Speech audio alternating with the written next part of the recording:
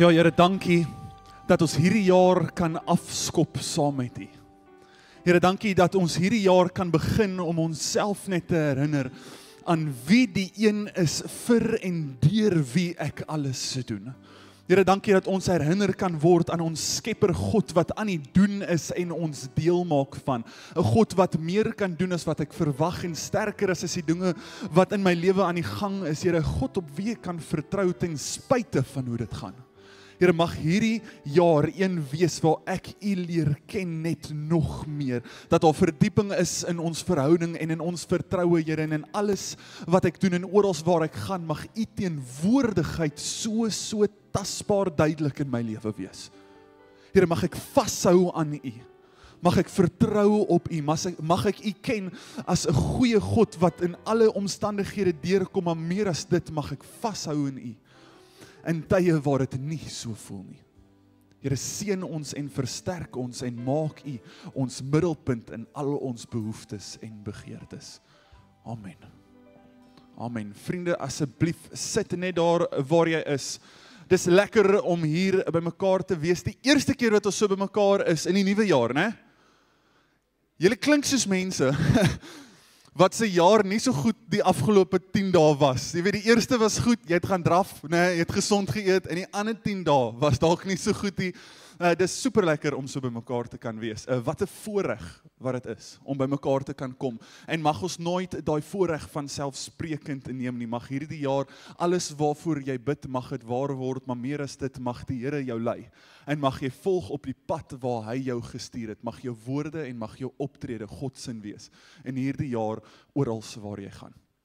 Vriende, ek wil begin om 'n vinnige oombliekie te praat oor foto's. Nou, ek wil hê jy moet 'n oomblik neem sonder om iemand te offend. Nou, wil ek hê jy moet so links en regs in jou vriendegroep of in jou familie kyk of net so rond hê. En dan gaan ek tel tot by 3, dan wil ek hê jy moet met jou vinger wys na die persoon wie jy dink die meeste foto's neem. Okay, so vat gou so 'n oomblik. So 1, 2, 3, dan wys hy, "Wat? My vrou neem meer foto's as ek." Okay, so tussen ons twee, sy is die kiekie neem 1, né? Ons het sulke mense wat meer foto's neem as ander. Dit is okay, dis goed om my herinneringe te hê. Ons het einde van die jaar te doen, ek en my vrou 'n baie mooi ding en ek sal dit vir jou aanraai. Ons gaan deur ons foto's vir die hele jaar. En ons begin by Misha se foon en sy begin by die eerste van die jaar en is hier is ons met die familie weg gewees en hier is ons by die aquarium en hier is ons saam met vriende en is al hierdie foto's en herinneringe wat ons deurgegaan het. En ek dink dit is so mooi en my vrou maak 'n lys van al die mooi oomblikke wat sy wil onthou en die herinneringe en is so pragtig en ek maak my foon oop en ek begin deurgaan en dit is soos 'n lelike foto van haar wat ek is soos 0.5 zoom, kom ek so in haar gesig. Dan sê sy, "Hoe doen jy dit?" Dan sê ek, begrafnisfoto's vir eendag, né? So, ek het van dit, en dan het ek 2 van 'n run sheet wat ons deurgewerk het vir 'n diens, en dan 'n gebreekte moertjie wat ek nog moet gaan koop, en ek besef net, my vrou is soveel beter in foto's neem as ek in daai oomblik, maar dit het niks te doen met vandag nie. So ek wil gou jy met 'n oomblik neem, as jy 'n selfie neem, so ga gou in jou kop, as ek 'n selfie neem, wat ek mos nou doen is, ek vat my foon, en reilik dat ek myself kan sien, en dan draai ek mos nou dat ek mooi is, en die ander mense, en dan gee ons nou 'n groot smile. So nou met julle is ook in die foto, sê ons cheese, en neem ons 'n foto.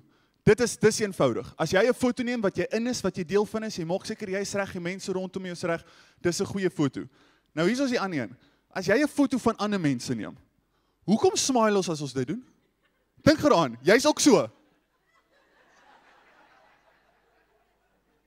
Né? Ons doen dit so half instinktief, alhoewel daai oomblik is nie jou oomblik nie. Jy's dalk daar, jy's dalk so half in die omtrek en jy deel aan om mense te help, maar dis nie eintlik jou oomblik nie. As jy 'n selfie neem, is dit jou oomblik. As jy en jou vriende, miskien jy en jou familie en jy het 'n selfie van hierdie oomblik wat julle saam neem, maar partykeer is ons verantwoordelikheid om net so aan die buitekant te staan. En jy moet help, jy moet deel wees, maar dit is ook nie 100% jou oomblik nie. En ek dink oral waar ons gaan en oral in die wêreld sien ons dit. Jy sien mense wat in meerdere en mindere mate inklim by goed. Jy kry sekere mense wat net kyk. Iets gebeur en hulle kyk net so van 'n afstand af. Kyk, dan gaan hulle aan met hulle lewe. Jy kry mense wat hou van praat. Hulle luister nie, maar hulle praat oor die goeters wat daar gebeur. Ek weet nie of jy al so 'n gesprek met iemand gehad het nie wat praat oor iets waaroor hulle kommentaar wil lewer. Hulle ken nie wat daar aangaan en hulle verstaan nie die storie nie, maar hulle wil praat daaroor. En dan so half die volgende vlak kry jy mense wat deel het daaraan. Kry mense het wat luister en hulle het gesprekke daaroor en hulle is besig om 'n impak te hê daar waar hulle gaan en dan kry jy mense wat dra. Jy kry mense wat inklim in omstandighede en hulle dra las saam. Hulle gaan saam, hulle deel saam. Ek dink in kerk het jy al daardie verskillende mense. Jy het mense wat net kyk. Jy het mense wat net van 'n afstand af dophou. Jy het mense wat praat oor kerk, maar hulle stel nie belang om deel te wees van kerk nie. Jy kry mense wat deel en hulle luister en hulle begin so half 'n verhouding saam bou en hulle is lekker mense om saam te wees en dan kry jy mense wat net dra. Mense wat iets hoor en iets wat in hulle hart val en God begin werk en hulle besluit hier dra ek saam. Ek gaan optel, ek gaan dra, ek gaan deel wees. Nou ek wil 'n vinnige storie vertel. Ons gemeente het so 'n paar jaar opgehou met livestreams. Ons dienste was altyd gelivestream op 'n Sondagoggend en toe begin ons nou rekord en dan sit ons die dienste uit as hy klaar rekord het. En ons het so 6 maande opgehou met livestream.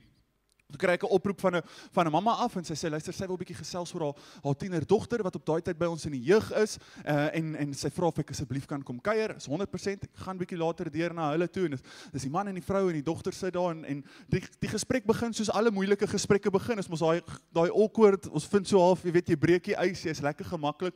En die tannie sê, luister jy sien my dalk nie op Sondag nie, maar elke Sondag sit ons op die bank aan livestream ons julle dienste. Maar ons het 6 maande terug gelivestream.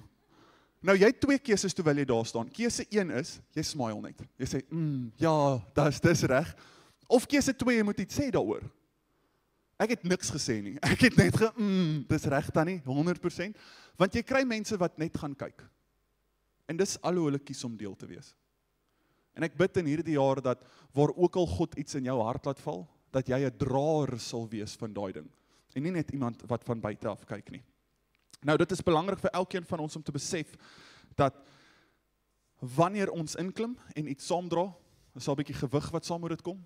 Daar's verantwoordelikheid wat saam met dit kom. Daar's moeilik, daar's maklik, daar's lekker wat saam met dit kom. En elke keuse wat jy maak, het so 'n bietjie van 'n eis op jou liggaam en op jou lewe. Vanoggend staan ons hier so saam en ons neem nagmaal, so op 'n nagmaal Sondag soos vanoggend, dan kom al die verskillende vrywilligers, al ons volonteërs van die kinderkerk en van die worship span en van die beleefgroepe en die gebedsgroepe en hulle almal kom staan hier saam en ons neem nagmaal saam. En vanoggend, toe jy dalk nog besig was om klaar te maak of hiernatoe te kom, toe staan daar 52 mense hierso. Wat gewerk het en voorberei het aan vandag en opgewonde is. Mense wat draers is van dit wat God in hulle hart laat val het. En ek sê nie, as jy nie hier was nie, as jy nie 'n draer is, glad nie wat ek sê nie. Ek sê, dit is vir my baie mooi om te sien, dat God iets in mense se hart laat val. En dat ons dan daai verantwoordelikheid neem, om dit saam te gaan. Vanoggend gaan ons 'n bietjie verder lees, of vir vandag gaan ons 'n bietjie verder lees in Jeremia. En Jeremia is 'n goeie profeet, is 'n lekker profeet om oor te gesels. En ons gaan net so die prentjie skets, en dan lees ons lekker Bybel saam. En dit skop af in Jeremia 34 vers 15. En wat hierso aan die gebeur is God het die volk bymekaar gekry, en hy het vir hulle gesê, luister, julle het soveel slawe, en julle moenie meer slawe hê nie. So julle moet julle slawe laat gaan. Julle moet hulle vrylaat. En hulle doen presies dit. Jeremia 34 vers 15. En God wat praat en hy sê, en julle het vandag tot inkeer gekom en gedoen wat reg is in my oë, om 'n vrylating uit te roep. Elkeen vir sy naaste. En julle het 'n verbond gesluit voor my aangesig in die huis waaroor my naam uitgeroep is. God sê, is wel gedaan. Ek het gevra en julle het dit gedoen. Julle was draers van dit wat ek gevra het. Goeie werk. En dan net die volgende vers 16. Maar julle het weer gedraai en my naam onthuil. En elkeen het sy slaaf en sy slavin wat julle vry laat weggaan het, volgens hulle begeerte laat terugkom. En julle het hulle onderdanig gemaak om julle slawe en slavinne te wees. Wat so interessant is God roep ons nie om oomblikke groot gehoorsaamheid te hê nie. God roep ons nie om op oomblikke altyd massiewe optredes te hê van massiewe gehoorsaamheid en ek het hierdie oomblik van oorgawe nie. God kom en hy soek gehoorsaamheid wat bly. Hy sê ek sit hierdie ding neer en ek het half 'n verwagting van jou. Dat jy sal kan aangaan. Dat jy sal kan getrou bly aan hierdie ding wat ek van jou vra. En ons as mense doen eintlik 'n baie vreemde ding. Dis asof ons 'n groot skaal het, waaraan ons alles meet aan hoe belangrik dit is om hierdie belofte wat ek maak te hou, of hoe dit is nie eintlik so belangrik om hierdie belofte te hou nie. En is asof ons alles op hierdie skaal neergesit het. Ek kan vir jou 'n goeie voorbeeld gee. Meeste van julle het so, al is dit nie formeel nie, so 'n paar nuwejaarsvoorneme neergesit. Jy wil dalk bietjie gesonder eet, of jy wil bietjie meer oefen, of jy wil net soos, hierdie gaan my jaar wees, waar ek gaan hierdie doen, of hierdie gaan my jaar wees, ek gaan elke week, of elke tweede dag gaan ek gaan draf, of ek gaan hierdie gaan ek reg kry, en dan, partykeer hou daai goeters 3 maande, partykeer 3 weke, 3 dae, 3 ure, voordat jy net nie meer kan hou by die belofte wat jy gemaak het nie. En dalk het jy gesê, hierdie jaar gaan ek gesond eet, hierdie gaan my jaar wees, en teen die 3de van die jaar, toe kom kuier ouma en ouma bring tert en koek, en toe's daai gesond eet by die deur uit. Maar daai selfde ou, kom by 'n plek aan waar hy miskien in 'n dokter se kantoor sit. In 'n spreekkamer sit en die dokter sê, meneer, as jy nie jou gesondheid nou omdraai nie, dan gaan die res van jou lewe 'n uitdaging wees. As jy nie nou 'n verandering maak aan hoe jy eet en hoe gesond jy is nie, dan gaan jy nie leef so lank soos wat jy wil nie. En dan sit asof ons ewe skielik die belangrikheid van hierdie besluit oorskuif. En ons sê, nou gaan ons dit doen. En daai ouens baie keer, hulle doen soveel beter. Hulle kry dit reg om gesond te eet, gesond te leef, gesond te oefen. En ons het hierdie glyskaal van hoe belangrik dinge is. En dan vra ek myself, hoekom soms die beloftes wat ek maak teenoor God, gly ek na die onbelangrike kant toe, in plaas van op na die belangrikste kant toe? Hoekom as ek iets sê, soos Here, dis hoe my Bybel lees en gebedgewoontes gaan wees, is dit iets wat ek makliker afgly? Hoekom lees ons daarvan in die Ou Testament en in die Nuwe Testament, dat daar mense is wat net hierdie beloftes wat hulle teenoor God maak, afgly as minder belangrik as wat dit moet wees? En dit is 'n moeilike vraag om te vra, en ek dink partykeer sit ons net soveel van 'n klem op ons gemak en emosies, dat hierdie ding raak meer belangrik as alle ander vorige besluite wat ons gemaak het. So in hierdie lig, Jeremia skop af, die mense is nie besig om te luister nie. Jeremia sê, ek moet iets hier aan doen, hier moet iets gebeur. God begin praat met Jeremia, maar die probleem is, die koning van daai tyd wil nie meer hê Jeremia moet praat nie. Want wat hy sê, gaan teen wat die koning sê. So die koning sê, Jeremia, as jy kom, dan gaan ons vir jou doodmaak. So jy kan nie kom, jy kan nie met die mense kom gesels nie. So God praat met Jeremia, en die volgende planne word dan neergesit. Ons gaan dan saam daarso lees in Jeremia, net gou hier so my notas mooi neersit. Jeremia 36 gaan ons saam lees, al van vers 1 af tot vers 10. En dit begin. In die 4de regeringsjaar van Jojakim, seun van Josia, koning van Juda, het hierdie woord van die Here tot Jeremia gekom. Vat vir jou 'n boekrol en skryf daarin al die woorde wat ek met jou gepraat het oor Israel en Juda en oor al die nasies vanaf die dag dat ek met jou gepraat het in die dae van Josia tot vandag toe. Miskien sal die huis van Juda hoor van al die onheil wat ek van plan is om hulle aan te doen, sodat elkeen van hulle sal omdraai, weg van sy verkeerde pad, en ek hulle sonde skuld en sonde kan vergewe. Vers 4, toe het Jeremia vir Baruch, seun van Neria, geroep, en Baruch het uit die mond van Jeremia al die woorde, wat die Here met hom gepraat het, in 'n boekrol geskryf. Jeremia het Baruch opdrag gegee, ek is ingeperk, ek mag nie na die huis van die Here toe gaan nie.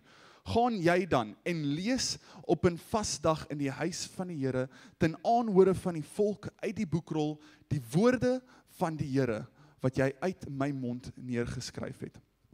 Jy moet dit ook voorlees, ten aanhore van die hele Juda, wat uit hulle dorpe kom. Vers 7, miskien sal hulle smeekbede voor die Here neergelê word, en sal elkeen van hulle omdraai, weg van sy verkeerde pad. Van die toorn en die woede daarmee die Here hierdie volk dreig, is baie groot.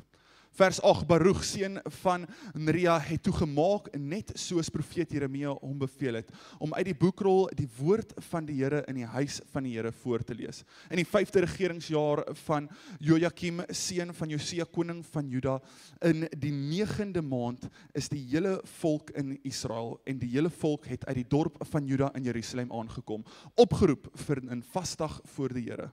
En dan vers 10, Baruch het toe uit die boekrol die woorde van Jeremia aan die hele volk voorgelees in die huis van die Here uit die vertrekke van Gemaria, seun van Safan, die sekretaris in die boonste voorhoof by die ingang van die nuwe poort in die huis van die Here, ten aanhore van die hele volk. So presies soos God toegevra het.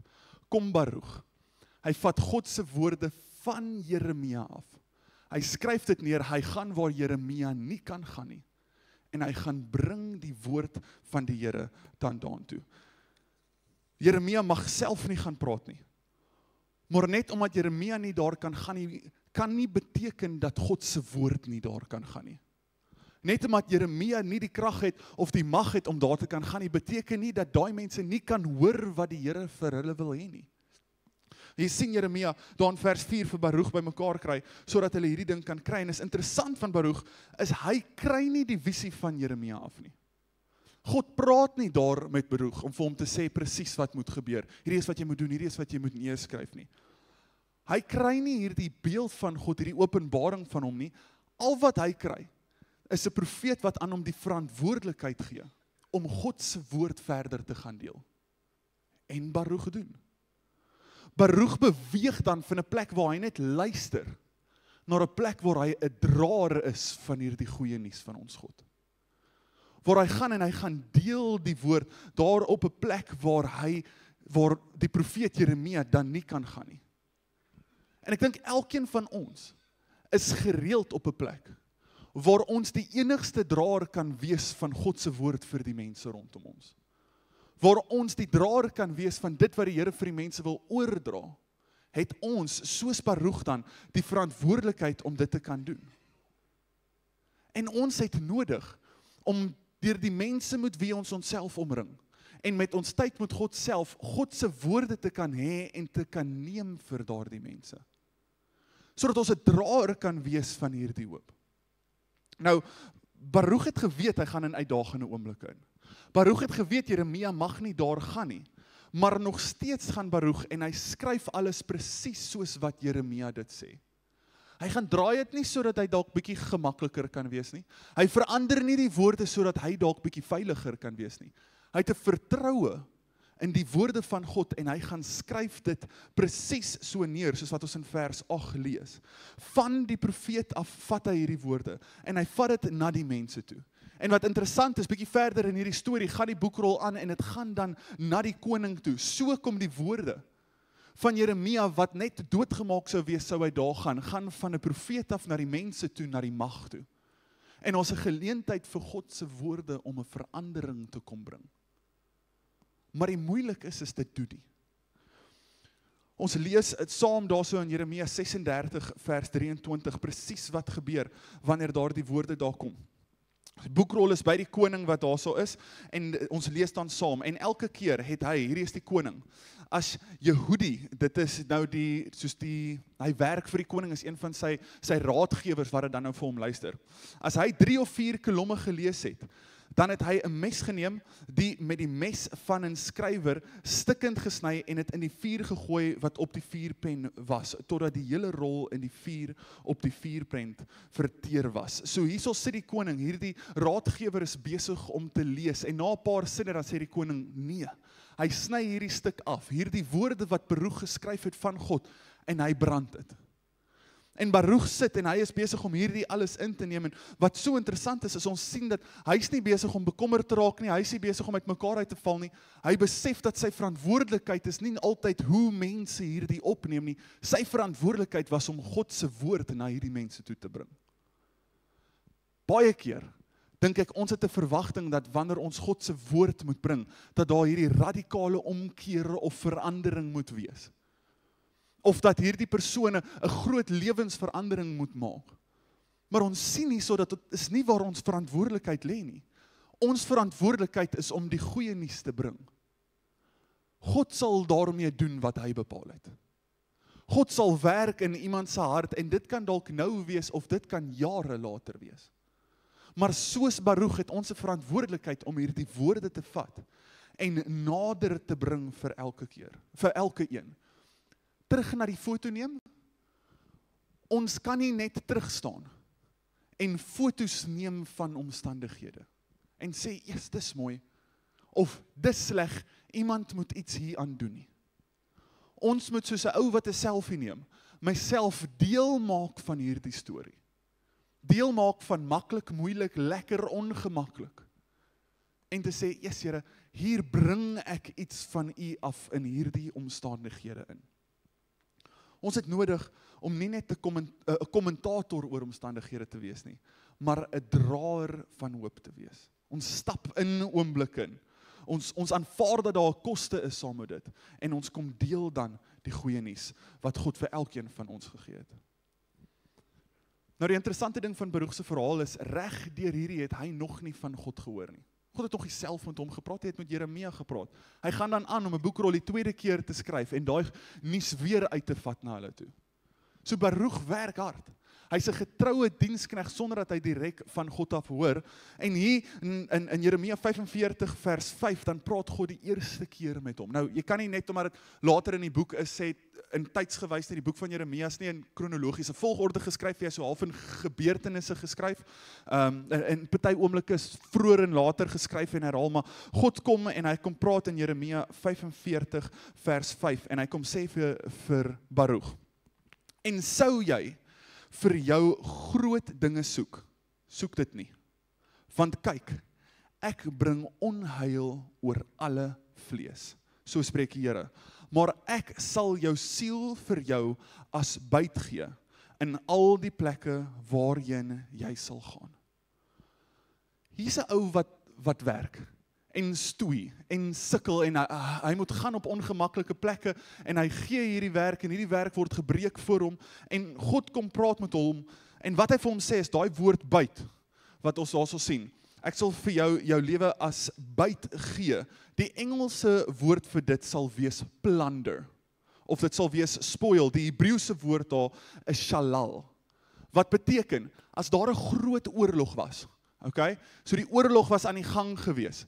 As die oorlog verby is, alles wat waardevol is wat oor is, die plunder, as jy dit so met in pirate terms moet sien, of die spoils of war, alles daai word dan verdeel teen die tussen die mense wat gewen het. So hier kom God en hy sê vir Baruch, ek sal vir jou lewe as shalal gee. Aan die einde van hierdie geveg sal ek vir jou lewe teruggee. Hy beloof nie aan hom gemak nie. Hy beloof nie aan hom eenvoudigheid nie dat alles altyd sal goed gaan nie. Hy sê vir hom, aan die einde van die ding sal ek jou lewe vir jou teruggee. In ander woorde, selfs in hierdie uitdagende tydperk sal niks vir jou doodmaak nie. Aan die einde van hierdie tydperk sal die koning se vuur nie my woord kan blus nie, want aan die einde van hierdie tydperk gee ek terug aan jou. En is so interessant, dat Baruch kom en sy woorde van bemoediging is nie alles gaan goed gaan nie. Hier waar ons aan die begin van 2026 staan, weet elkeen van ons, hierdie jaar gaan nie net maklik inhou nie. Hierdie gaan nie net in eenvoudige tydperk wees, vol hoop, vol gemak nie. Daar gaan uitdagende oomblikke wees in hierdie jaar. Daar gaan oomblikke wees van groot vreugde. Daar gaan oomblikke wees van lekker tye met familie. Hierdie gaan 'n jaar miskien vir ons van laastes wees. 'n laaste kuier saam met iemand. 'n Laaste tyd saam spandeer voor iemand wegtrek of ons iemand verloor. Hierdie is dalk vir jou 'n jaar van eerstes. Eerste verjaarsdag saam met iemand wat na aan jou was, wat nie meer is nie. 'n Jaar van eerstes na grootseer. En die belofte aan Baruch is nie dat alles gaan altyd eenvoudig of maklik wees nie. Die belofte is aan die einde van hierdie tyd, my God is teenwoordig en hy gee my lewe terug aan my. My God wat hier saam met my in hierdie is, sal aan die einde van hierdie tyd na my lewe kyk en sê, yes, aan die einde van hierdie oorlog, hierdie is die goud wat agterbly en wat ek teruggee aan jou. Ek sal teenwoordig wees. Ek sal saam met jou daar wees. En aan die uitnodiging vir elkeen van ons, om saam met God hierdie reis te kan stap. Saam met hom soos Baruch te kan kom en die goeie nuus te kan deel. Om al hoor ons nie altyd God se stem soos wat Baruch aan die begin gedoen het nie, getrou te dra aan die nuus wat God vir elkeen van ons gee.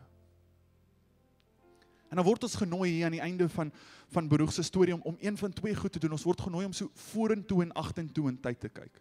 As ons agtertoe kyk, dan sien ons Baruch. En ons sien dit as gevolg van sy gehoorsaamheid en die goeie dinge wat hy gedoen het, dat sy lewe saam met God gereis het. Dat hy sy lewe teruggegee is, maar dit moet vir ons herinner aan 'n storie waar ons vorentoe kyk van Baruch af, maar terug van vandag af na 'n Jesus wat gekom het. Jesus wat kom en 'n prys kom betaal sodat ons lewe terug kan kry. Dat sonde en dood nie 'n houvas sal hê op ons in hierdie tyd nie. Dat ons nie teruggehou sal word as gevolg van dinge wat in ons verlede gekrap het nie. Of dinge wat nog in hierdie jaar sal kom nie. Ons maak nou reg vir 'n nagmaal oomblik en terwyl die beleefspan vorentoe kom, besef ons dat die nagmaal is 'n herinnering aan 'n kruisoomblik waar daar oorwinning was. Oorwinning oor die goeters wat mensdom vasgehou het. En 'n uitnodiging aan ons is, sodat elkeen van ons kan sê, soos 'n Baruch van oud, Here, ek sal getrou wees. Ek sal u woord dra daar waar net ek kan gaan. Ek sal u hoop gee oral waar ek gaan. Here, en die feit dat u saam met my reis is genoeg. Here, die feit dat u kruis vir my hoop gee is genoeg in uitdagende oomblikke. Here, ek hou vas aan u. Ek hou vas aan die feit dat u besig is om te werk in en deur my lewe. Ons besef dat die grootste voorbeeld wat ons het van dit is Jesus wat gekom het. En hy het God se woorde gedra tot die dood toe. Hy was so getrou gewees en deur dit het hy vir elkeen van ons vryheid gebring van hierdie moeilike omstandighede. Die nagmaal gaan nou uitgedeel word deur die beleefspan en terwyl hulle uitdeel nooi ek jou om net gou 'n oomblik saam met my in Korintiërs 11 vers 24 te fokus. So 11 vers 24 sê, en nadat hy gedank het, dis Jesus, dis die laaste maaltyd wat hy saam met hulle is. En nadat hy gedank het, het hy dit gebreek en gesê, neem, eet, dit is my liggaam wat vir julle gebreek is. Doen dit tot my gedagtenis. Vers 25, net so het hy die beker na die ete met die woorde, hierdie beker is die Nuwe Testament in my bloed. Doen dit so dikwels as julle daaruit drink tot my gedagtenis. Want so, dikwels as julle hierdie brood eet en hierdie beker drink, verkondig julle die dood van die Here totdat hy weer kom. Nagmaal raak 'n oomblik waar ons herinner word aan die dood van Jesus en wat dit vir ons moontlik kom maak het. Besef dat die vroeë kerk van die 12 disippels wat hierdie gesien het, dat elkeen van hulle die oortuiging gehad het tot die dood toe dat Jesus is wie hy sê hy is. Op 'n skaal van hoe belangrik dit is, al hierdie beloftes wat ek maak teenoor my God, is dit die mees belangrik dat uit die 12 disippels, of die nie verkiesde, ons die 12de een, uit die 12 van hulle, net een van hulle nie doodgemaak is vir hulle geloof nie. Hy het van self dood gegaan, daar waar hy gelos is om dood te gaan as gevolg van sy geloof. Hulle was so oortuig gewees van hulle God en wat hierdie visie wat God in hulle hart gesit het, hierdie droom en wat die mense rondom hulle gesê het, dat hulle tot die dood toe getrou sal wees. My gebed vir my gesin, vir elkeen van julle hierdie jaar, is dat jy nie net iemand sal wees wat kyk, of kommentaar sal lewer nie, dat jy nie net iemand sal wees wat dalk in gesprek is nie, dat jy 'n draer sal wees van hierdie hoop waarvan Jesus ons hier herinner. Dat jy iemand sal wees wat oral waar jy gaan hierdie goeie nuus sal deel en vertrou dat God sal werk daarin. Dat 2026 'n jaar sal wees waar jou woorde en jou optrede almal 'n smaakie sal gee van wie ons Christus is. En as ons dan nou hierdie brood neem, dat ons sal besef dat God vir ons vra om hom te vertrou oral waar ons gaan. En te dra dit waarmee hy besig is. En terwyl ons hierdie beker neem, dat die Here van ons vra om sy bloed te sien vloei, herinner te word aan die prys wat hy betaal het, en te sê, Here, ek sal getroue dienaar wees tot die einde van tyd. Ons gaan 'n lied nou saam sing. At the Cross, 'n fantastiese, pragtige lied, wat net ons herinner aan wat aan die kruis gebeur het. En ek nooi jou terwyl hierdie lied besig is. Terwyl ons besig is om hierdie gebed saam te sing, om self jou nagmaal te neem. Net daar waar jy is, as jy as vriende of gesin na mekaar toe wil draai, asseblief doen so. En net te sê, yes Here, as gevolg van wat U kom doen het en vir my van deel kom maak, is dit vir my maklik, is dit vir my moontlik om te sê, Here, ek gee oor. Mag hierdie jaar een wees, waar ek getroue dienaar van U sal wees. En mag die kruis as oomblik staan, wat ek besef, hier lê die oorwinning van alles wat in 2026 sal kom. Kom ons sing hierdie gebed saam.